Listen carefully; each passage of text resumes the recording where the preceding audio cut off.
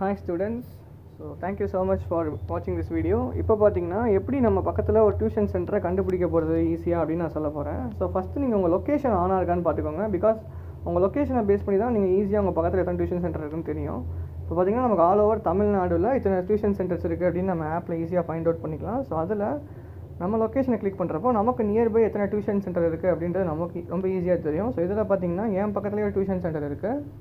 So அது வந்து Deepan tuition centre. So அந்த டியூஷன் சென்டர் நான் ஜாயின் பண்ணணும்னு நினைக்கிறேன். பட் நிறைய டீட்டெயில்ஸ் எனக்கு கொஞ்சம் தெரிஞ்சுக்கணும்னு ஆசைப்பட்டேன்னா சிமோட கிளிக் பண்ணணும். ஸோ அப்படின்றக்கப்போ அந்த டியூட்டர் நேம் அண்ட் அவங்க அபவுட்டில் அவங்க எந்த கிளாஸுக்கு எடுக்கிறாங்க, எவ்வளோ டைமிங் அந்த மாதிரி அவங்க மென்ஷன் பண்ணிவிடுவாங்க. ஸோ அது கீழே பார்த்தீங்கனாலே கிளாஸஸில் அவங்க டைமிங்ஸ் இருக்கும்.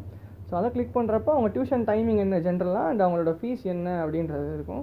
ஸோ இந்த மாதிரி நான் வந்து எல்லா டியூஷன் சென்டர்ஸ்க்கும் நான் வந்து ரெஃபரன்ஸ் பண்ணிவிட்டு எனக்கு எந்த டியூஷன் சென்டர் பிடிச்சிருக்கோ அங்கே நான் சென்ட் ரெக்வஸ்ட் கொடுக்குறப்போ அவங்களுக்கு ரெக்வஸ்ட் போயிடும். ஸோ அது மூலமாக ஈஸியாக அந்த டியூட்டருக்கு என்னை காண்டாக்ட் பண்ணுவாங்க. இது மாதிரி நான் 4-5 டியூஷன் சென்டரை வெரிஃபை பண்ணி எனக்கு எது ரொம்ப கம்ஃபர்டபுளாக இருக்கும் அந்த டியூஷன் சென்டரில் நான் ரொம்ப ஈஸியாக ஜாயின் பண்ணுறதுக்கு இந்த ஆப் ரொம்பவே ஹெல்ப்ஃபுல்லாக இருக்கும். Thank you so much.